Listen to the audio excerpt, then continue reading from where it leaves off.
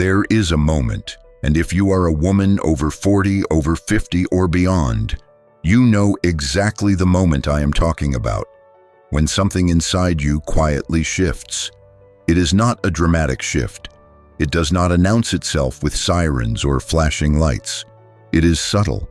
It is the kind of shift that happens at 2 o'clock in the morning when you are lying in the dark, staring at the ceiling, replaying a conversation that did not quite sit right. It is the kind of shift that happens when you glance at your phone for the 14th time in an hour, waiting for a message that should have come hours ago. It is the kind of shift that happens when you laugh at something he says, but your laughter sounds just slightly too loud, just slightly too eager because somewhere deep inside you are working very hard to convince yourself that everything is fine. And the truth that you have perhaps already begun to suspect, the truth that brought you to this video today, is that everything is not fine.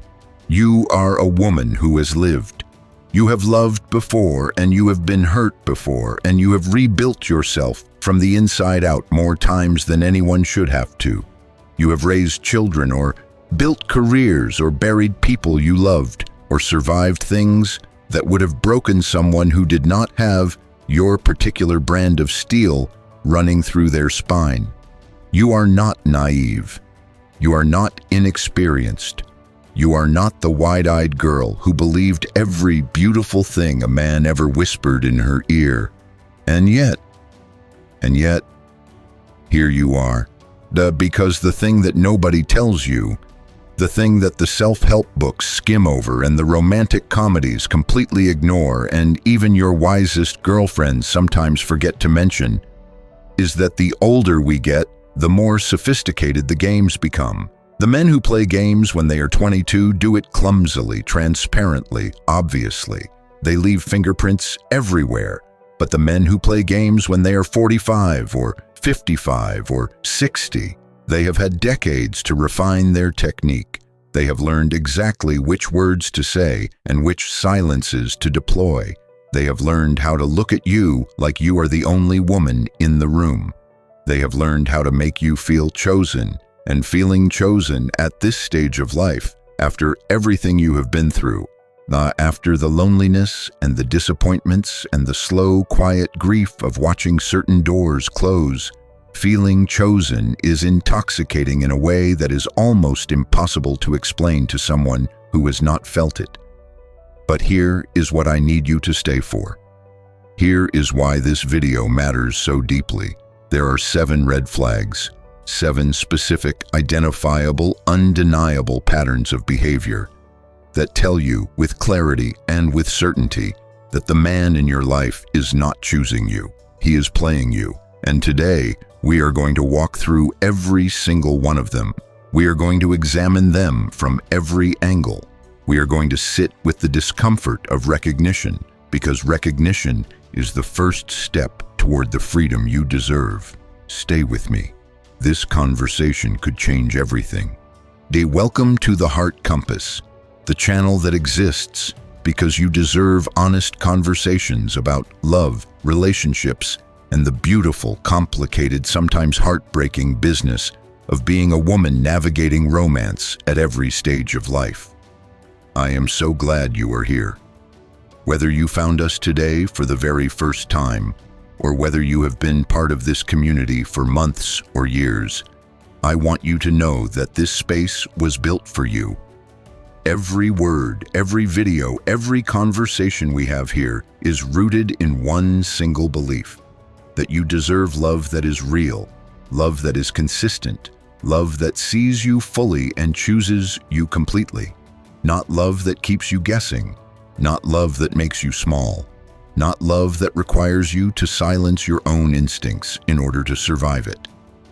If this channel has ever made you feel less alone, if any video here has ever given you the words for something you could not quite articulate, I want to ask you to do something for me right now. Hit that like button. It takes 1 second and it means more than you know. It tells the universe, or at least the algorithm, that this conversation matters, that women like you deserve to find content like this, And if you are not yet subscribed to the Heart Compass, please subscribe right now and ring that notification bell, because we are here every week with conversations that are designed to help you understand yourself more deeply, protect your heart more wisely, and love more fearlessly. Share this video with a woman in your life who needs it. Your sister, your best friend, your daughter, your coworker. You never know whose life a single video might quietly transform. And if this channel has given you something truly valuable, if you have watched our videos and felt seen or healed or stronger, please consider supporting us with a super thanks. It is a small gesture that makes an enormous difference and allows us to keep creating the kind of honest, heart-centered content that you deserve. You will find the super thanks button right below this video, and every single one means the world to this community. Now, let us get into this. Today we are talking about something that I know is personal for many of you. I know because of the messages I receive. I know because of the comments you leave. I know because you are human, and being human means wanting connection. And wanting connection means sometimes finding yourself in situations where someone takes advantage of that want.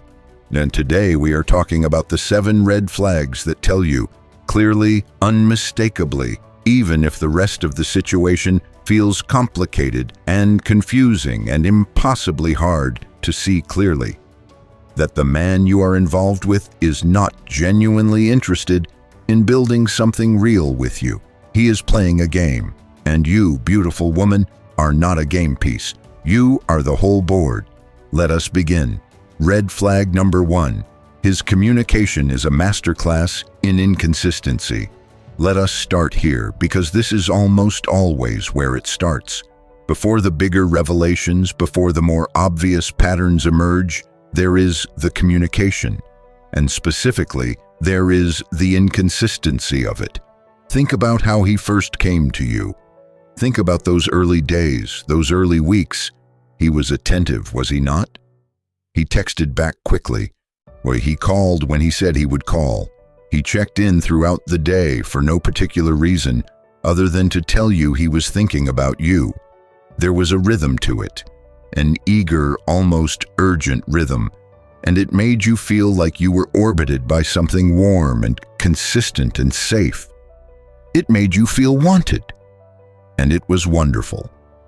You told yourself not to get carried away, the way wise women always tell themselves not to get carried away, but even as you were being sensible about it, something in your chest was opening like a window thrown wide on the first genuine day of spring. And then, gradually or suddenly, or somewhere maddeningly in between, the rhythm changed. Now he texts every few days instead of every few hours. Now the calls he promised do not come, and when you mention it, he has an explanation that sounds reasonable on the surface, but leaves you feeling vaguely unsatisfied. The way a meal that looks beautiful on the plate somehow manages to leave you still hungry after you have eaten it. Now there are stretches of silence that you have no map for, no context to understand. Silences that expand in your chest like held breath, and you find yourself doing things you swore you would never do again. Checking your read receipts, analyzing the timing of his responses, trying to decode meaning from the length of his messages or the presence or absence of punctuation. This is not a small thing. I need you to hear that clearly, because one of the most insidious messages that women receive, particularly women over 40, who have been told their whole lives that they are too emotional, too needy, way too much, is that worrying about communication patterns makes you clingy, makes you irrational, makes you the problem. No, communication is not a minor logistical detail in a relationship. It is the blood supply. It is the thing that keeps everything alive. When a man is genuinely interested in a woman, genuinely, sincerely, with his whole heart invested, he does not go silent for days without explanation. He does not leave her messages unread for hours and then respond with something breezy and non-committal. He does not make her feel like reaching out to him is an imposition or a risk. He does not create a communication dynamic that requires her to constantly manage her own anxiety, constantly recalibrate her expectations, constantly talk herself down from the perfectly reasonable alarm that his behavior is triggering. And here is the part that is most painful, the part that I want to speak about with real care and gentleness. Because of your history, because of the ways you have been conditioned to doubt yourself, because of the relationships where you were told that your feelings were too big or your needs were too much. You may have already started to internalize his inconsistency as a reflection of your own inadequacy. You may have started to tell yourself that if you were more interesting, more attractive, more easygoing, more something, he would be more consistent. You may have started to perform a version of yourself that is smaller, quieter, less demanding, in the hope that this performance will earn you the steady, reliable communication that should never have required earning in the first place. Let me say this plainly. A man who communicates consistently with you does not do so because you performed perfectly enough to deserve it. He does so because he is genuinely interested in you and he respects your time and your emotional investment enough to show up reliably. Full stop. The inconsistent communicator, the one who runs hot and cold, who makes you feel adored one week and forgotten the next, who gives you just enough attention to keep you hooked but never quite enough to make you feel secure, is a man who is at best keeping you as an option rather than treating you as a priority. And at worst, he is doing it entirely consciously because he has learned that inconsistency keeps you off balance, and a woman who is off balance is a woman who is easier to manage. There is a particular pattern I want you to watch for, because it is extremely common and extremely destabilizing, and it has a name in psychological literature, though you do not need to know the technical terminology to recognize it when you are living it. The pattern is this. He disappears. You feel the anxiety of his absence and the doubt it triggers, and then he reappears with warmth and attention and the particular tenderness that you had missed so much during his silence. And the relief of his return, the sheer neurological relief of the tension resolving, is so powerful that it can override your very reasonable questions about where he went and why. This cycle, this push and pull, this disappearing and returning is not passion. It is not the natural ebb and flow of a busy man's life. It is a mechanism, whether or not he is consciously deploying it, that keeps you emotionally dependent on him. It trains your nervous system to associate his presence with relief and his absence with distress.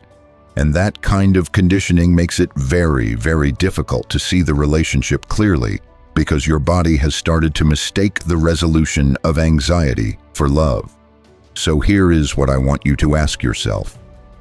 Not whether his communication is as frequent as you would theoretically prefer, because preferences vary and people are genuinely different in how much they naturally communicate, and none of that is inherently wrong. No, I want you to ask yourself something more specific. I want you to ask yourself, is his communication with me consistent? Does he follow through on what he says? Does the level of attention he gives me feel steady and reliable? Or does it feel like I am always waiting to find out which version of him I am going to get today? Do I feel secure in knowing that he is thinking of me and invested in this? Or do I spend a significant amount of my emotional energy managing uncertainty about where I stand? Because you deserve certainty, gorgeous woman. You deserve to know where you stand. You deserve a love that does not require you to be a detective of another person's intentions. You deserve communication that makes you feel included, not like you are always on the outside of a door that is sometimes cracked open and sometimes slammed shut with no warning and no explanation. If what I have just described sounds familiar, if the communication pattern in your current situation Has you checking your phone more than your own well-being? Has you analyzing his words for hidden meanings? Has you lying awake wondering what is real and what is performance? Then you already have your answer, even if you are not quite ready to receive it yet. And I want to sit with that. I want to acknowledge that not being ready is okay. This video is not here to shame you into action. It is here to give you clarity, and clarity sometimes needs to be absorbed slowly at whatever pace your heart requires. But know this, the inconsistency is not accidental. It is information, and it is telling you something important about the man who is, or more frequently, is not, on the other end of your screen. Red flag number 2, he treats your relationship like a secret. There is something that happens to a woman when she realizes that the man she has been spending time with, the man whose laugh she has memorized, and whose particular way of looking at her has lived rent-free in the warmest parts of her imagination, that this man has not told anyone about her, not his friends, not his adult children, not his siblings or his co-workers, or the colleagues he meets for drinks on Friday evenings. She is in his life, but she is not of his life. She is present, but she is not visible. She exists to him in a kind of private bubble that is sealed off from everything and everyone else that constitutes his actual walking around daylight life. And often the first time she notices this, she does not recognize it for what it is.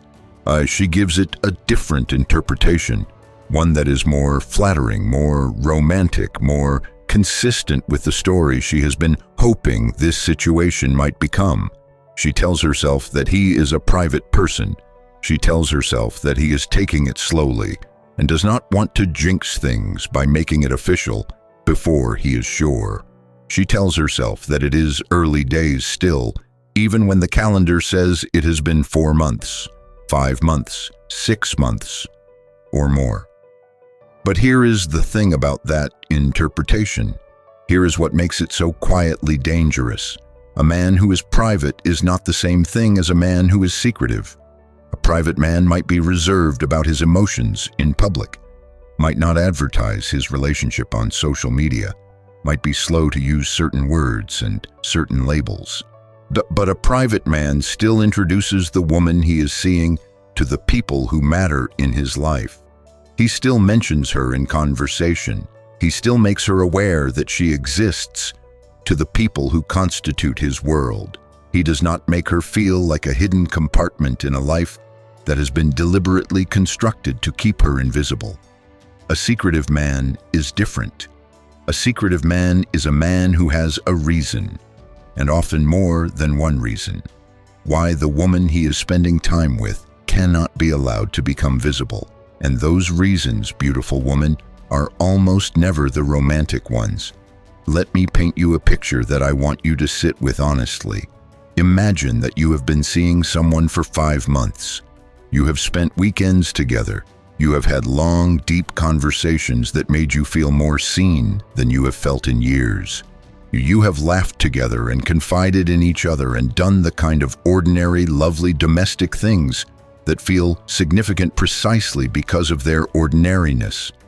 Cooking a meal together, watching a series on Sunday afternoons, driving somewhere for no particular reason except to be together. You have allowed yourself to feel something real, and then one day you are with him somewhere, a restaurant, a coffee shop, a public place, and someone who knows him walks in, a friend, an acquaintance, a colleague, and something happens in that moment. Something shifts in him. He becomes subtly uncomfortable, subtly tense. He does not introduce you, or if he does, he introduces you in a way that is deliberately vague. A friend, a person he knows, a description so empty of context that the person who just walked in has no idea who you actually are to him.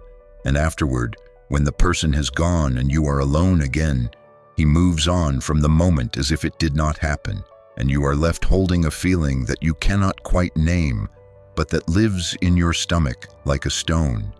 That feeling has a name.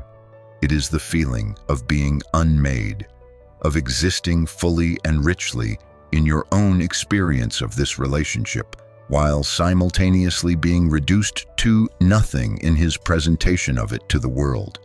This matters for a very specific and practical reason that goes beyond the emotional sting of it.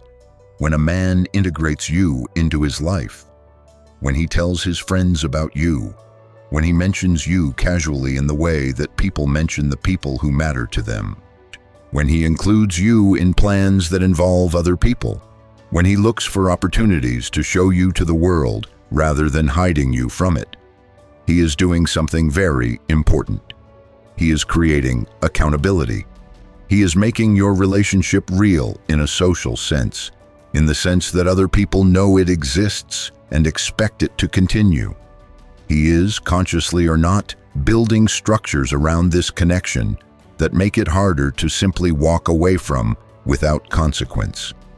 A man who keeps you secret has no such structures. He has built himself a relationship that can be dismantled without evidence, without witnesses, without any of the social weight that makes a real commitment feel real. He can be with you on Saturday and disappear entirely by Tuesday, and no one in his life will ask him where you went, because no one in his life knows you existed. There is something else I want you to consider, and I want to say it carefully because I know it may land with some pain, and I am not saying it to hurt you, but because I believe you deserve the full truth rather than a softened version of it. When a man keeps his romantic life completely hidden, one of the most common reasons is that the compartment in which he is keeping you is one of several compartments. He is, in other words, not single, or not as available as he has led you to believe. I am not saying this is definitely your situation. I am saying that if the man in your life has given you no access to his life outside of the time you spend together, if you have never met anyone who matters to him, if you have no idea what his daily reality looks like when you are not in it, but if the only window into his world is the one he holds up himself and controls completely, then the question of why he is keeping you so contained is one that deserves a very honest answer. Because here is what real looks like. Real looks like a man who, within a reasonable period of time, naturally brings the woman he cares about into the orbit of his life. Not necessarily immediately. Slow is okay, thoughtful is okay, but there is a trajectory. There is a sense that the circle is gradually widening, that you are being slowly welcomed in, that the walls between his private life and your shared life are becoming more permeable rather than more fortified. If you are months into something and the walls are just as high as they were in week 1, if you are still a secret, still a compartment, be still someone whose existence in his life is known only to the two of you, that is not slow, that is deliberate, and deliberately hidden things are hidden for a reason. You are too real, too whole, too worth knowing to be someone's secret. You deserve to be introduced. You deserve to be mentioned. You deserve to exist visibly and openly in the life of the person who claims to care about you. And if the man you are with is not giving you that, if you are reading this and recognizing your own situation, then what you are being given is not love. It is a performance of intimacy in a space that has been carefully contained so that it cannot grow into anything that would require him to make a real choice. You deserve the man who makes the real choice, who chooses you openly, proudly, completely. Your red flag number 3, he is far more interested in your body than your being. I want to talk about this one with particular tenderness and care because it touches something that many women over 40, over 50 carry with them in complex ways. The question of desirability, of whether you are still seen, still wanted, still attractive in a culture that has spent decades trying to convince you that your value is inversely proportional to the number of candles on your birthday cake. Because here is the truth. Being desired, being physically wanted by someone you are attracted to, is genuinely wonderful. It is affirming and healing and alive-making in the very best sense. After years of a relationship where desire faded, or after a period of being alone, or after the particular invisibility that older women often experience in the wider world, being looked at with hunger and want by someone you have feelings for can feel like coming back to life. It can feel like proof that you are still here, still vital, still a woman with fire in her. I understand that. I want you to feel desire. I want you to receive it without shame or apology, or the sneaking sense that wanting to be wanted makes you foolish or vain. It does not. It makes you human. But there is a distinction, a crucial, sometimes agonizing distinction, between a man who desires you and a man who only desires you.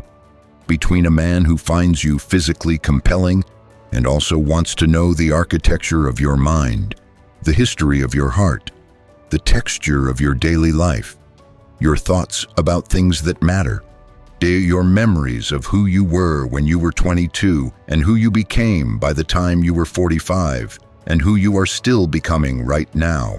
Between a man who wants your body and a man who wants you, and the man who only wants your body. However accomplished he may be at making you feel desired, however skilled he may be at giving you experiences that have been absent from your life for too long, is not a man who is building toward anything real with you. He is a man who is taking what he wants from you while offering you the minimum of himself that is required to keep the access available. Here is how this red flag tends to manifest in practice, because I want to be specific so that you can recognize it clearly. He is enthusiastic about making plans that involve physical intimacy. He is far less enthusiastic about making plans that involve anything else.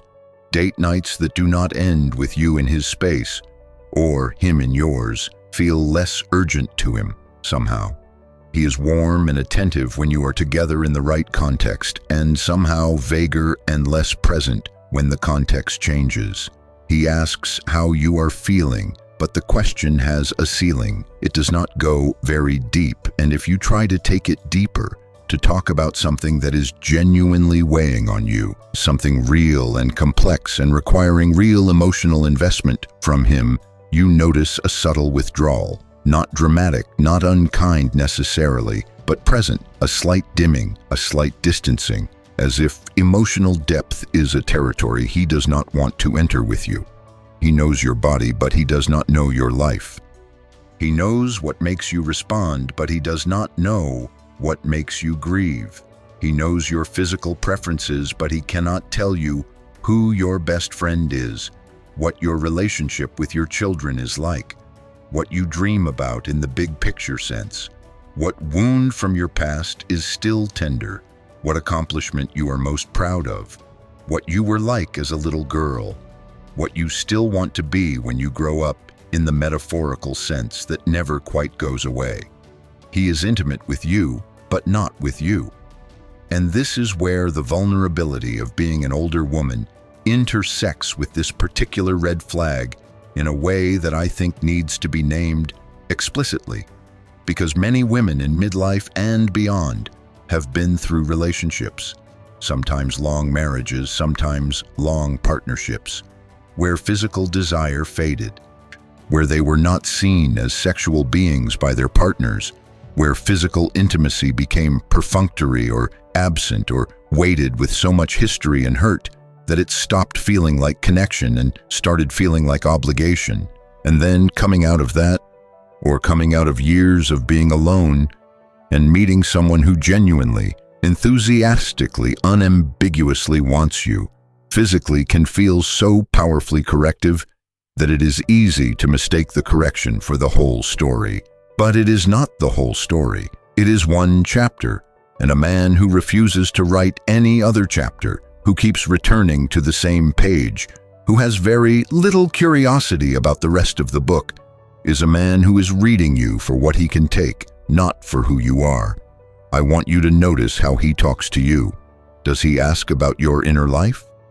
Does he remember things you told him in passing weeks ago and bring them up later, the way someone does when they are genuinely paying attention to you? Does he seem curious about your history, about your children if you have them, about your friendships, your work, your opinions, your philosophy? Does he engage with your mind as eagerly as he engages with your body? Or does the conversation always seem to root back to the physical? Does he become most engaged, most warm, most present when the interaction is moving in a particular direction? Is there a sense that your complexity, your full, rich, layered human complexity, is something he is working around rather than moving toward? If you can feel reading this that the answer to that last question has some painful truth in it, I want you to hold yourself gently for a moment, because the recognition of this particular thing can come with a very specific kind of shame. The shame of having confused being desired for being known. The shame of having allowed yourself to be seen as a body before you insisted on being seen as a person. And I want to say as directly as I can that this shame belongs to him, not to you. You are not foolish for wanting to be desired. You are not naive for hoping that desire might be the beginning of something deeper.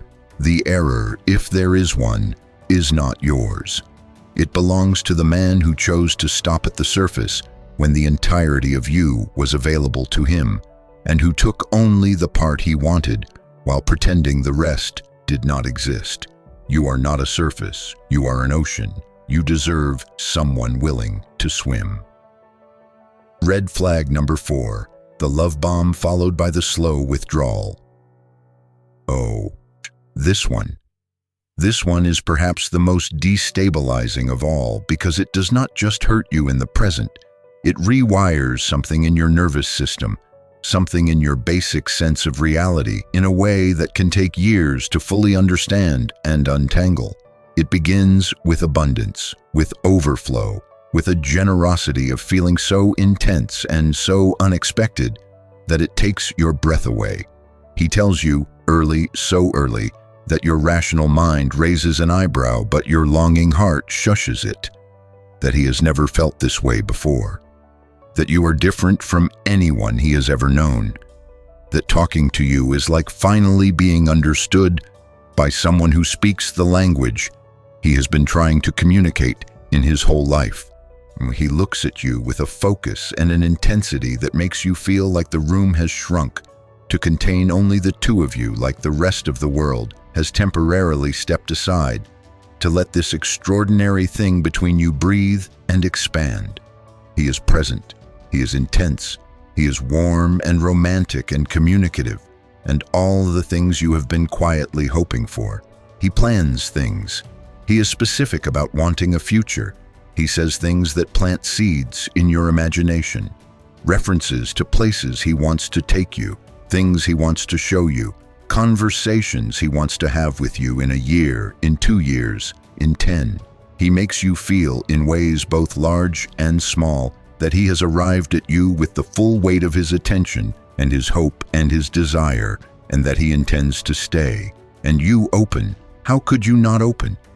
You are human. You are capable of love. You have been hoping for this, even when you told yourself you had given up hoping for this, even when you wore your independence like armor and told anyone who asked that you were fine on your own and meant it approximately 60% of the time. And then, not all at once, because if it were all at once, you might be able to track it, might be able to identify the moment things changed. But gradually, incrementally, he begins to pull back. The intensity cools. The frequency of communication shifts. The specific warmth and focused attention that made you feel so seen begins to disperse, to become more general, more occasional, more like something he turns on and off, rather than something that flows from him naturally.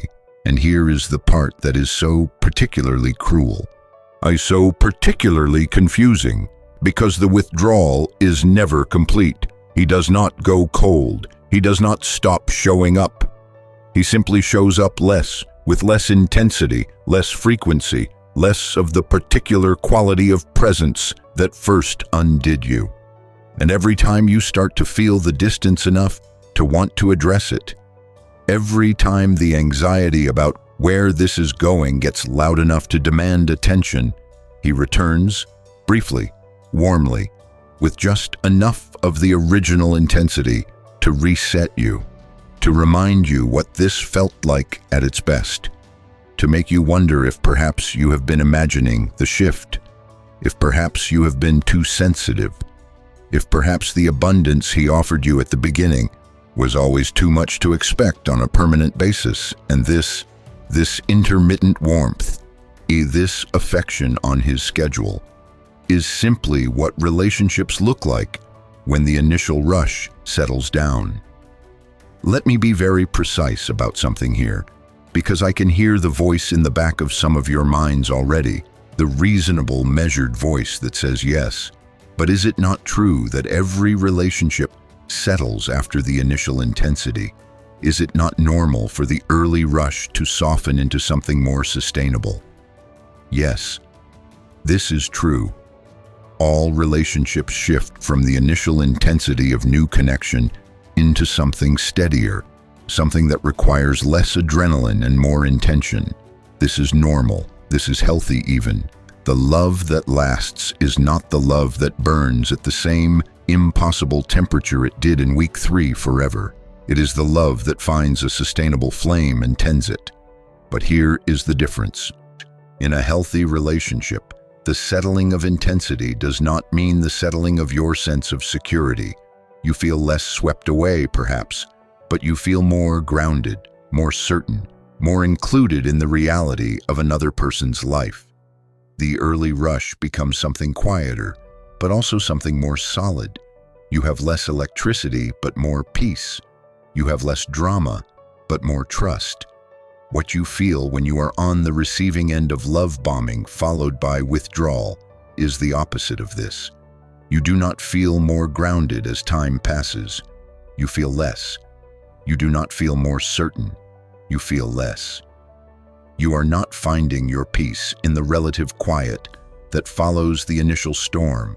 You are instead chasing the storm, wondering what happened to it, blaming yourself for its absence, doing the exhausting calculus of what you might do or say or become to summon it back again. That, gorgeous woman, is not the natural evolution of a real relationship. That is a conditioning cycle, and the man at the center of it, whether he knows it or not, whether his behavior is conscious or the result of his own unhealed wounds and attachment disorders, is a man who is not capable of giving you what you actually need from love. The love bomb feels like love. It is engineered by intention or by instinct to feel like love. It hits the same neurological targets. It produces the same chemicals. It creates the same attachment. But it is not love. It is a preview, a demonstration of what love from this person could feel like if he were ever willing and able to deliver it consistently, which he is not. Oh, it is a commercial for a product that does not exist. And here is perhaps the most heartbreaking thing I will say in this entire video. The reason love bombing followed by withdrawal is so effective. The reason it creates such intense attachment, such desperate longing, such a profound unwillingness to let go even when the evidence is stacked against staying, is neurological. It is not a moral failing. It is not evidence that you are weak or foolish or that you should have known better. The intermittent reinforcement of affection followed by withdrawal creates a pattern of bonding in the human brain that is by every measure more intense than the bonding created by consistent affection. It is the way gambling creates addiction, not in spite of the uncertainty, but because of it. The unpredictability itself becomes the hook. So if you are in this situation and you are wondering why you cannot seem to let go, why you keep going back, why every time you summon the strength to step away, a single text or a warm phone call dismantles everything and you find yourself exactly where you started. Please understand that this is not weakness. This is your nervous system responding to a specific kind of conditioning that has been happening, likely without your awareness, since the very beginning. The path out of it begins exactly here with this understanding. Because when you can name what is happening to you, you take away some of its power. Not all at once, never all at once, but incrementally, steadily, in the direction of the clarity that is already, right now, trying to find you. Red flag number 5. He has no real vision of a future that includes you. Let me tell you about a particular kind of conversation. Perhaps you have had it, or some version of it. You are together, and the moment is warm, and there is enough ease between you that the kind of future-looking conversation that requires a degree of trust feels possible. Maybe you bring it up, or maybe he does, or maybe it arises naturally the way such conversations do when two people have been spending significant time together, and the question of what this is and where it is going begins to press against the boundaries of the moment. And he is charming, he is present, he smiles at you in the particular way that makes you feel like spring. He says things that are romantic, things about how good this is, how rare you are, how he has not felt something like this in years or maybe ever. He uses words that carry warmth and intention without actually committing to anything specific. He answers your direct questions with answers that are, if you examine them honestly, not answers at all. They are beautiful containers that hold no actual content. When you ask about the future, he gives you something poetic but not real, something warm but not solid, something that sounds like a promise but that you could not, in any court of reason, hold him to. And then the conversation moves on, the moment passes, you are still in the warmth of him, and somehow you find yourself reassured, even though if someone sat you down a week later and asked you to name one specific thing that he said about the future of this relationship, you would not be able to. This beautiful woman is not an accident. This is an art form and it is practiced. The man who is playing you does not want to have real conversations about the future, because real conversations about the future would require him to make real choices. Choices about whether you are someone he wants to build something with. Choices that would define the relationship in ways that limit his options. Choices that would turn this comfortable, consequence-free arrangement into something that has actual weight and actual accountability. He does not want that. What he wants is to continue exactly as things are indefinitely in the specific shape that serves him, which is a shape that keeps you available and invested while costing him nothing. And so he has learned, sometimes consciously, sometimes through years of practice with various women in various relationships, how to engage with future conversations without actually participating in them. He has learned how to seem present in the conversation while being entirely absent from its substance. He has learned how to leave you feeling heard without actually saying anything. There are specific signs of this that I want to name because naming them helps you see through the performance. The first is vagueness. His language about the future is always non-specific. He talks about things in abstract terms. Maybe someday we could think about it would be nice if language that floats, untethered to any particular timeline or commitment. He never says I want us to, or I am planning to, or this is something I am working toward with you in mind. It is always conditional. Be always approximate, always somehow in a future tense that is sufficiently distant to be entirely theoretical. The second is deflection. When you try to move the conversation from abstract to specific, when you ask a direct question that requires a direct answer, he changes the subject, or he makes a joke, or he gets slightly uncomfortable and shifts the energy in a way that communicates, without saying so explicitly, that you have pushed into territory that is not welcome. And because you are a woman who does not want to seem demanding, who does not want to push too hard, who is afraid of what too much directness might cost her, you allow the deflection, you pull back, and he is relieved, and you are quietly devastated, and neither of you says any of that out loud. The third is the absence of integration. A man who is building something with you, a man for whom you exist in his imagination as a real and significant part of his future, integrates you naturally into his plans. He says things like, "I was looking at this restaurant and I want to take you there in the spring." He books tickets for something months in advance because he assumes you will be there. He mentions you in the context of his future, his vacation plans, his family events, his upcoming life. He includes you automatically, not because he has thought very carefully about whether to include you, but because including you has become his default. The man who is not building something with you does not do this. He plans his future and you are not in it. He books the vacation and does not mention you. He makes arrangements that extend into the weeks and months ahead, and you are not part of any of them.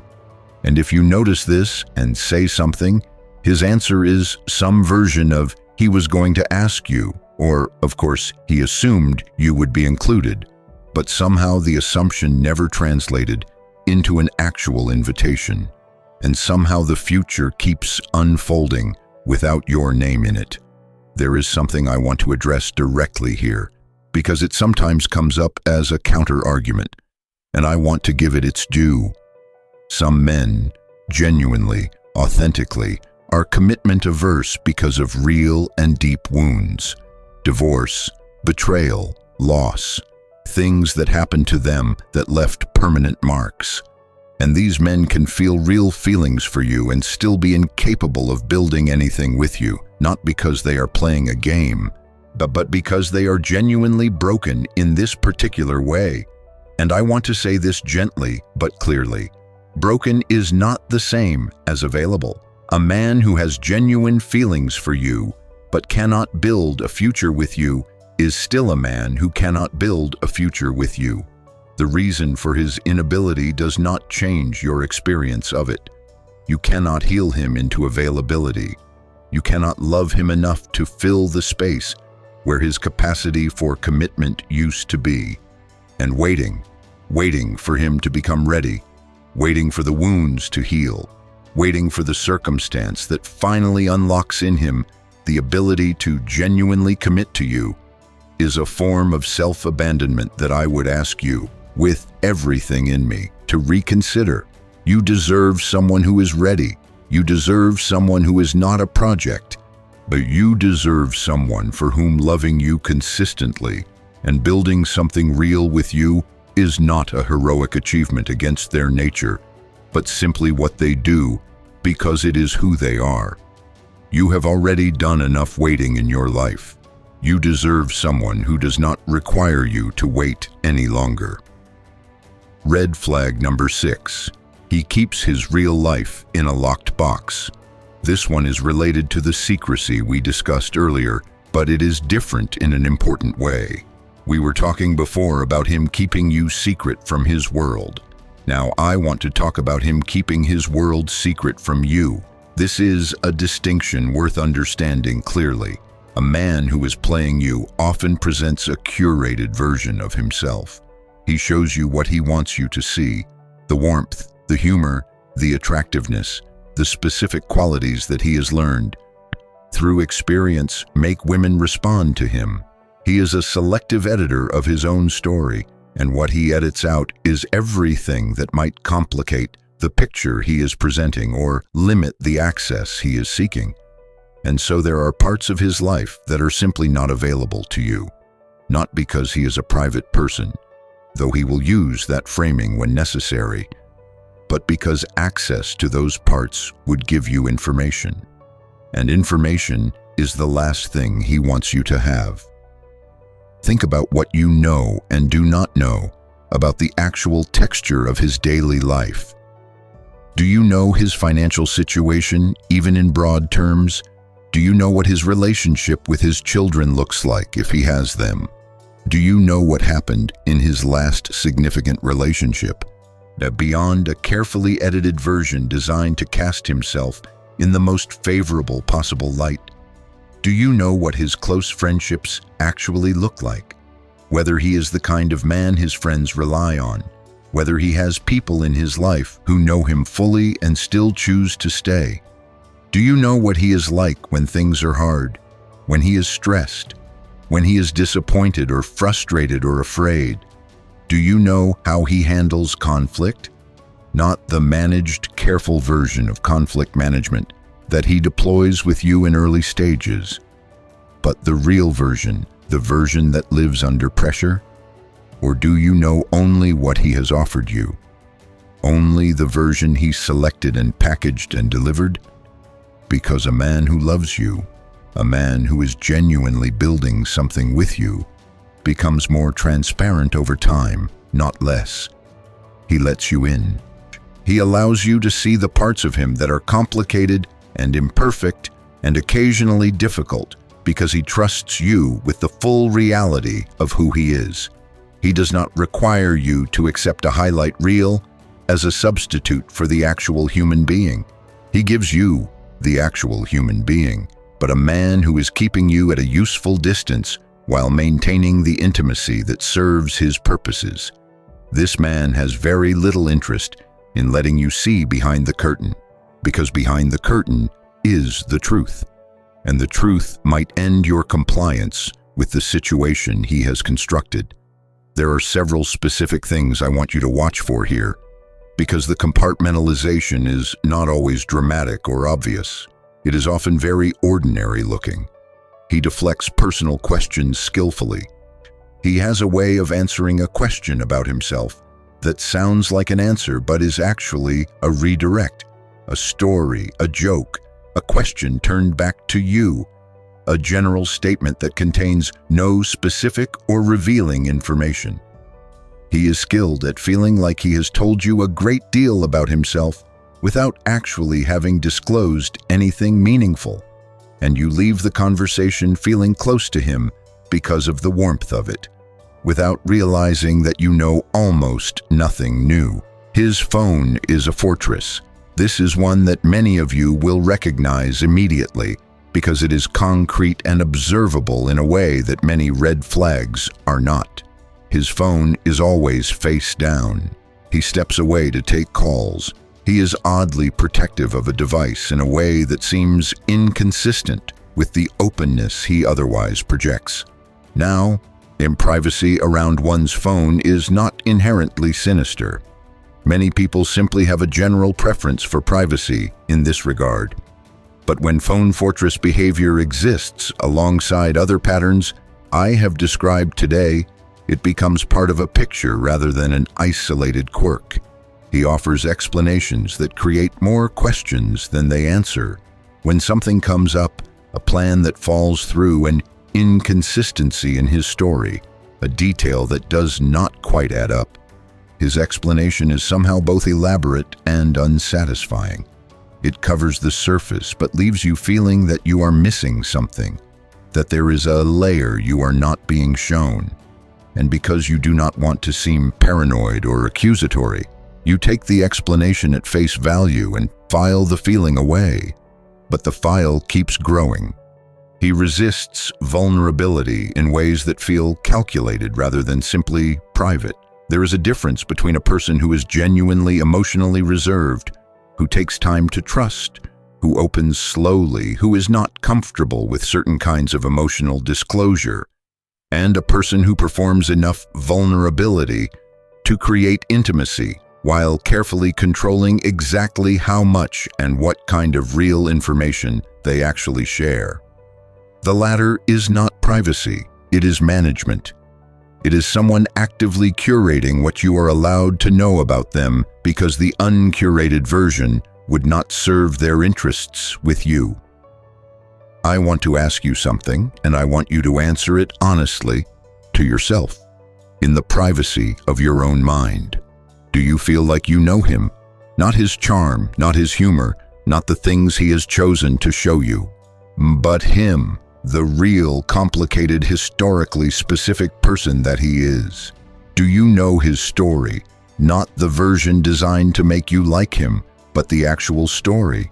Do you know what has shaped him and what has hurt him and what he is afraid of and what he has done that he is not proud of and what is still unresolved in him and what he wants from his life at the deepest level? Or do you know a performance, a beautifully crafted, carefully maintained, consistently entertaining performance? Because you can only love, truly love, the real kind, the kind that sustains a real person. And if what you have been given is not the real person, but a version of the real person, then what you have been building your feelings around is not him. It is a character he has created for your consumption. And when that character eventually becomes too difficult to maintain, when the real person begins to leak through the cracks in the performance, the dissonance can be genuinely disorienting because the man you thought you knew and the man who is standing in front of you will not match. You deserve to know the real man. You deserve to be with someone who trusts you with all of himself, not just the strategically selected parts. You deserve an actual person, not a curated projection of one. Red flag number 7. He makes you feel like you are always the problem. And now we arrive at the 7th red flag, and I have saved it for last because in many ways it is the most damaging, the most insidious, the most erosive of your sense of self, and therefore the one most deserving of the most careful and thorough examination. This is the red flag that does not announce itself as a problem with him. It announces itself, and this is its particular genius, its particular cruelty, as a problem with you. In a relationship with a man who is playing you over time, a subtle but profound shift occurs in the way accountability is distributed. In the beginning, when he is presenting his best self and investing in maintaining the connection, everything is relatively smooth. But as the relationship continues, as his real patterns begin to emerge, as the inconsistencies and the withdrawals and the disappointments accumulate, something interesting starts to happen. The responsibility for the problems, the source of the friction, the cause of the difficulty, the origin of the pain, begins to migrate away from him toward you. See, he does not say directly, "I am behaving badly," and rather than address that, "I am going to redirect your attention to your own flaws." He does not announce this strategy, but it manifests in 100 small, ordinary-seeming moments that, taken individually, each look like a reasonable conversation, but that, taken together, form a pattern of systematic blame shifting that leaves you questioning your own perception of reality. You raise a concern about his inconsistency, about something he said, about a plan that fell through, about a need that is not being met, and somehow by the end of the conversation, you are not sure who was wrong anymore. He has a way of listening to your concern and then gently, perhaps even warmly, pointing out why the concern is actually rooted in your own insecurity, or your past, or your expectations, which are, he implies, slightly unreasonable. He is not defensive, exactly. Defensiveness would be too obvious, too easily identified. He is instead thoughtful, understanding even. He gives the impression of really hearing you, while simultaneously dismantling the validity of everything you said. And you walk away feeling confused. And the confusion, this is the critical part, turns inward rather than outward. You do not walk away thinking, "That was a strange response. That did not actually address what I raised." You walk away thinking, "Maybe I am too sensitive. Maybe I do project my old wounds onto new situations. Maybe my expectations are too high. Maybe the issue is me."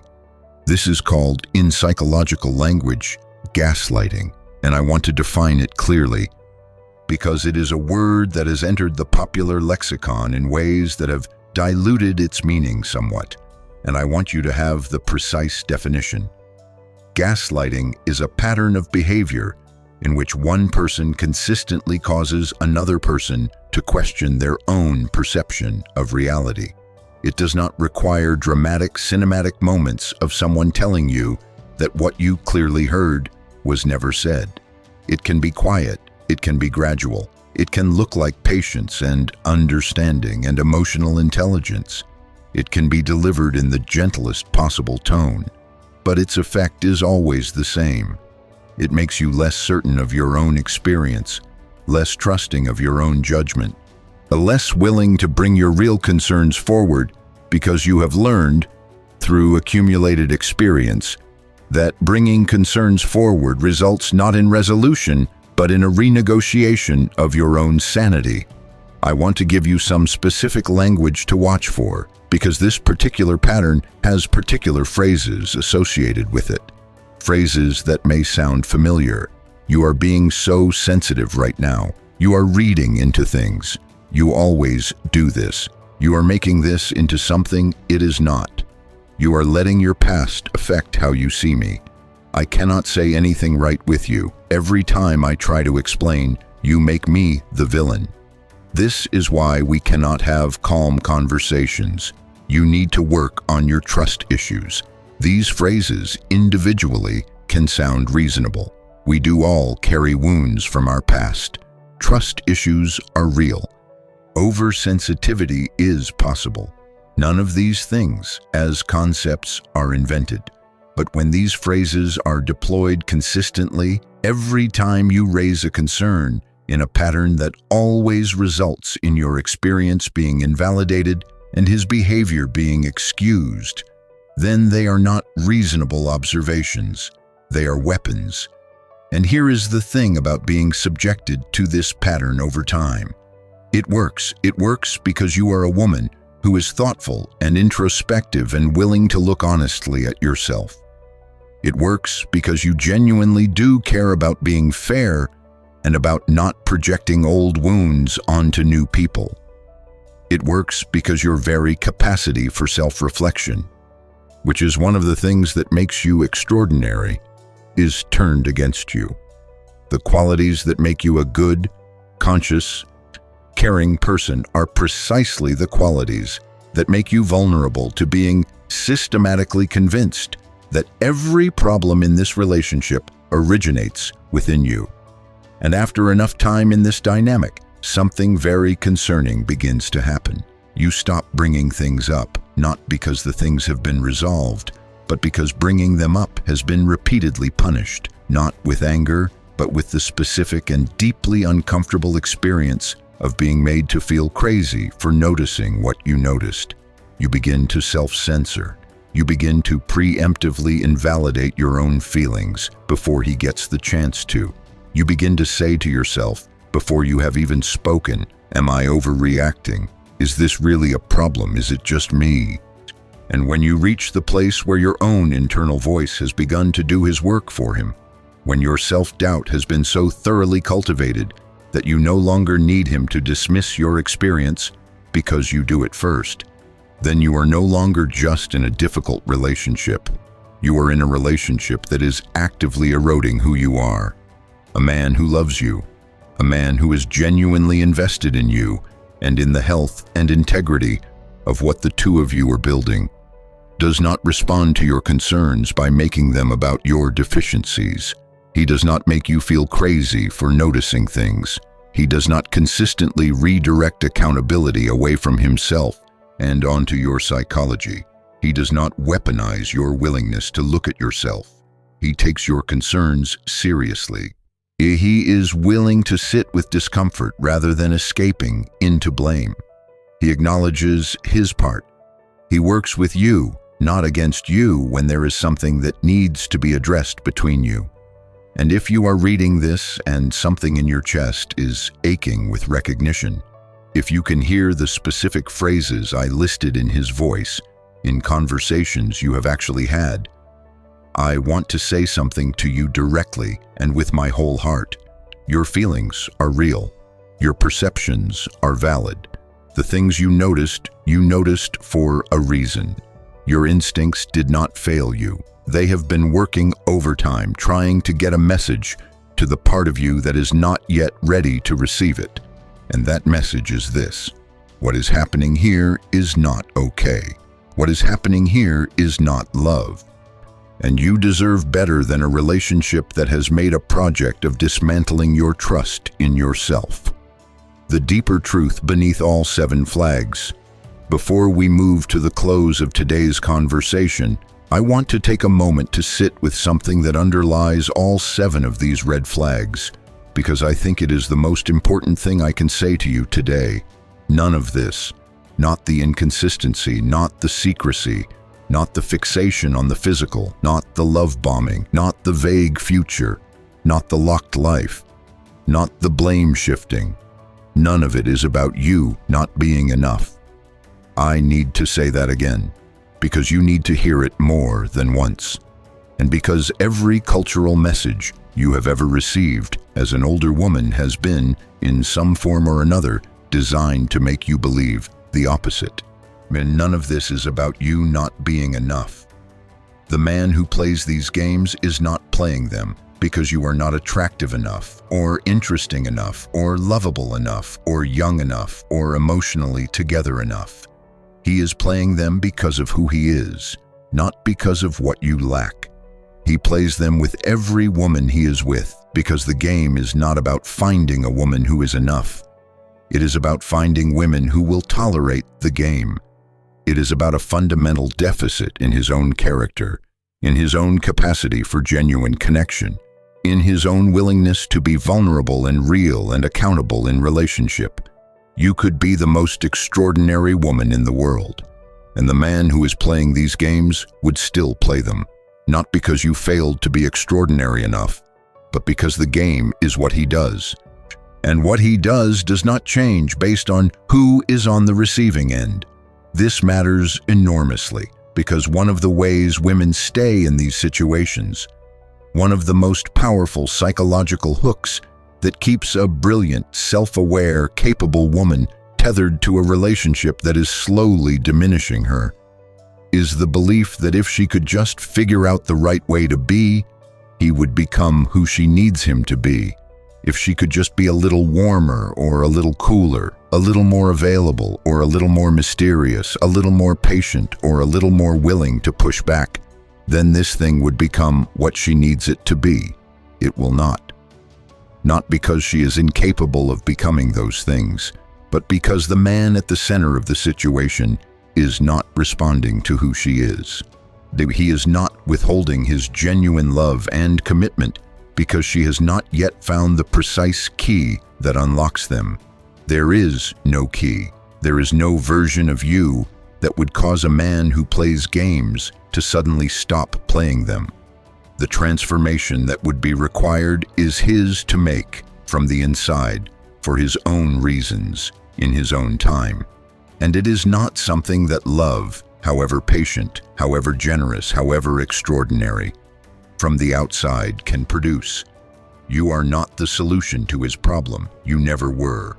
And the sooner you release yourself from the belief that you could be, that if you stayed long enough, or loved hard enough, or became exactly right enough, you could finally become the woman he shows up for fully, the sooner you can take all of that magnificent, powerful, and beautiful energy and redirect it toward the life and the love that you actually deserve. What you deserve instead.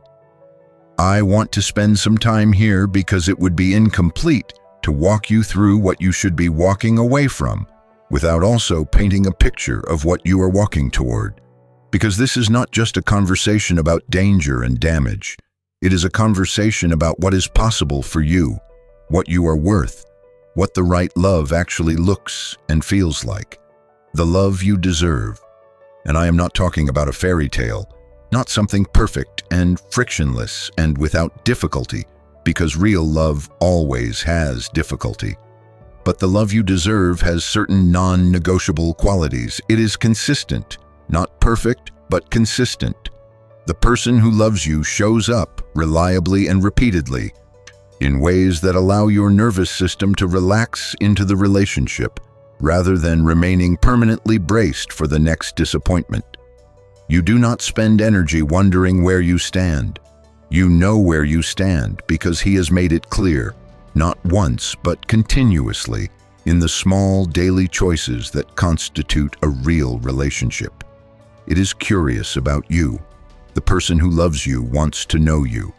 Not just the attractive surface, not just the parts that are easiest to enjoy, but the full, complicated, historically specific, beautifully flawed, still becoming person that you are. He asks questions and remembers the answers. He is interested in your inner life. He wants to know what you think and how you feel and what you dream about and what you are afraid of and what makes you laugh until you cannot breathe. So he finds you endlessly worth knowing. It is not afraid of the future. The person who loves you can talk about the future, your future together, without deflecting, without vagueness, without leaving you with beautiful words that contain no actual substance. He is not threatened by the question of where this is going, because he has thought about it, and he knows where he wants it to go, and he wants that destination to be somewhere you are both building toward together. It is transparent. The person who loves you lets you in. He shares his life with you, not just the edited highlights, but the real texture of who he is, the complicated parts, the parts that require trust to expose. He does not manage you. He invites you. He does not perform for you. He reveals himself to you, and in doing so, he creates the conditions for the kind of intimacy that only transparency makes possible. It is accountable. The person who loves you can hear your concerns without turning them back on you. He does not make you feel crazy for noticing things. He does not consistently escape accountability by making your psychology the subject of every difficult conversation. He is willing to be honest about his failures and his shortcomings.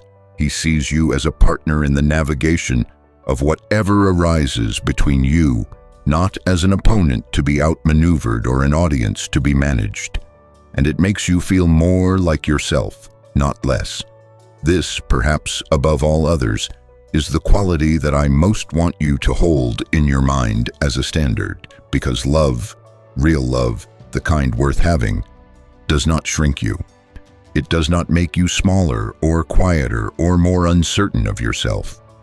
It does not erode your confidence or undermine your trust in your own instincts. It does not require you to perform a version of yourself that is easier to manage. It meets the real you, the full you, the complicated and wonderful and sometimes difficult you. And it says, yes. It says you are exactly what I wanted. It says this is exactly who I have been looking for. You have been through enough. You have carried enough. You have done the hard work of surviving and rebuilding and continuing to show up for your own life with courage and grace. You deserve a love that matches the quality of who you are. Not a love that takes from you. Not a love that keeps you guessing. Not a love that requires you to shrink.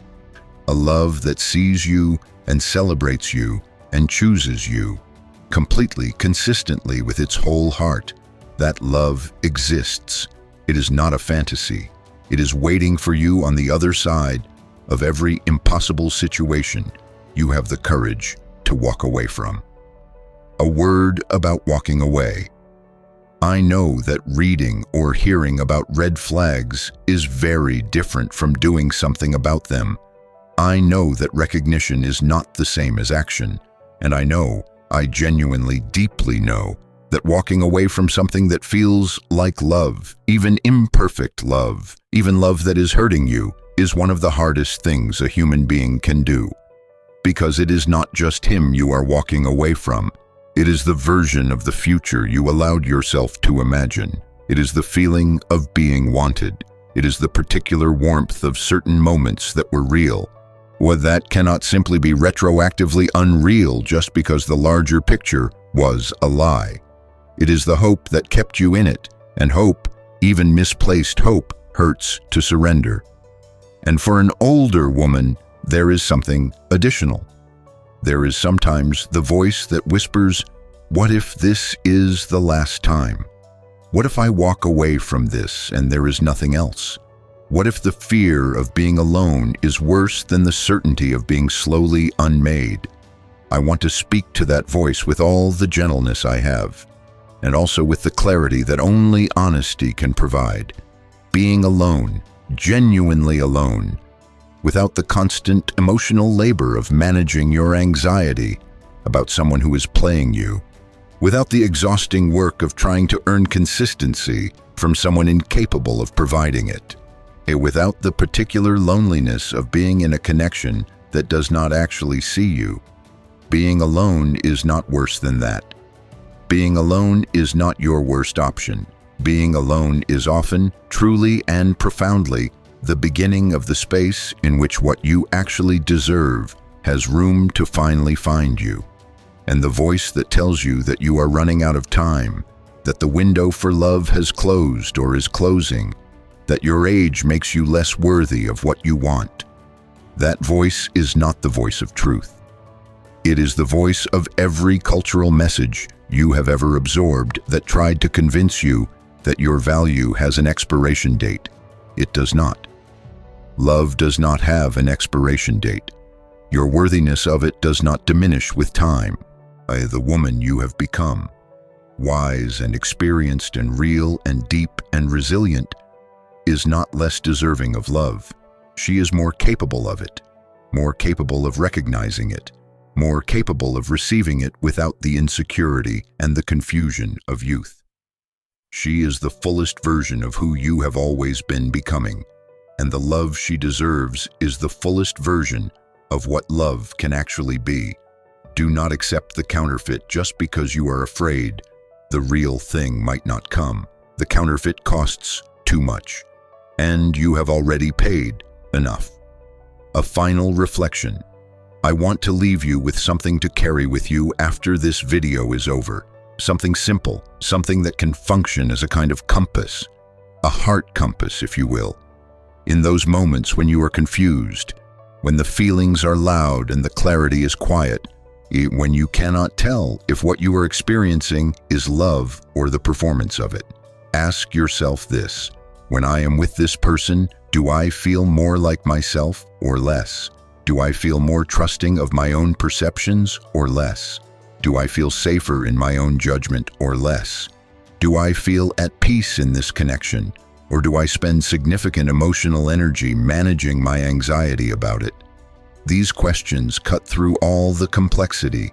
They bypass the confusion and the hope and the history and the moments that were beautiful and the fear about the future, and they go directly to the one thing that cannot be faked, the one thing your body and your nervous system always know, even when your mind is still trying to negotiate. How do I feel in this?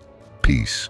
That is what you are looking for. Not the absence of difficulty, not the absence of challenge, not the absence of the occasional discomfort that comes with any real connection between two real people, but a fundamental underlying peace, a settled sense that this person is who they say they are, that what is happening between you is real, that you do not have to monitor yourself or manage yourself or perform yourself in order to maintain access to the affection on offer, that your needs are legitimate and your concerns are valid, and your perceptions are trustworthy, and your worth is not up for debate. If you have that peace, hold it carefully and give thanks for it. If you do not, if somewhere in your body, beneath all the noise of hope and want and longing and history, you know that the peace is absent, then you already have your answer. And this video was just the conversation that helped you hear it. You are not alone in this. You are never alone in this.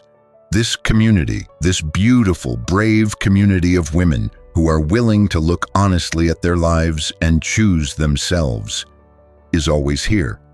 And with that, we have come to the end of today's conversation. And what a conversation it has been. We talked about 7 red flags that tell you clearly and unmistakably that the man in your life may be playing a game that you did not sign up for. We talked about inconsistent communication and how it is not a quirk but a pattern that tells you where you are in his priorities. We talked about secrecy about being kept out of his life and about having his real life kept from you, and about what both of those things mean for the integrity of what you are being offered. We talked about the distinction between a man who desires your body and a man who desires you as a whole person. We talked about the love bomb and the slow withdrawal and the neurological reality of why that cycle creates such intense and confusing attachment. We talked about a man who can never quite articulate a future that includes you and what that absence is actually communicating. We talked about the locked box of his real life and what it means to be given a performance rather than a person. And we talked about perhaps the most damaging pattern of all, the one that makes you the problem, that turns your own introspection against you, that gradually erodes your trust in the most important instrument you have, your own perception. And through all of it, the thing I most want you to take away is this: you are worth real love. The kind that sees you, the kind that chooses you, the kind that does not require you to earn it, manage it, or survive it, the kind that simply consistently and with great joy shows up for you. Please, if this video moved you or helped you in any way, share it with a woman who needs it. You might be the reason she finally gets the clarity she has been searching for. Hit that like button. It helps more women find this community, and these conversations are too important not to reach as many women as possible. If you are not yet subscribed, please subscribe right now and join this family, because we have so much more to talk about. Leave me a comment below. I read every single one. And tell me which of these 7 red flags resonated most with you today, or share something from your own experience that you want this community to hear. Your story might be exactly what someone else needed to read today. And if the Heart Compass has given you something truly valuable, if these conversations have been a companion to you through difficult times, a light in confusing moments, a voice that said what you needed to hear, please consider supporting this channel with a super thanks. It is right there below the video, and every single one means the world. It allows us to keep doing this work, to keep having these conversations, to keep building this space where women like you are honored and seen and told the truth with love. You deserve love, not the watered-down, intermittent, game-playing version that takes from you and gives back just enough to keep you invested. The real thing. The whole thing. The love that has your name on it. Keep your heart compass pointed true. I will see you in the next one.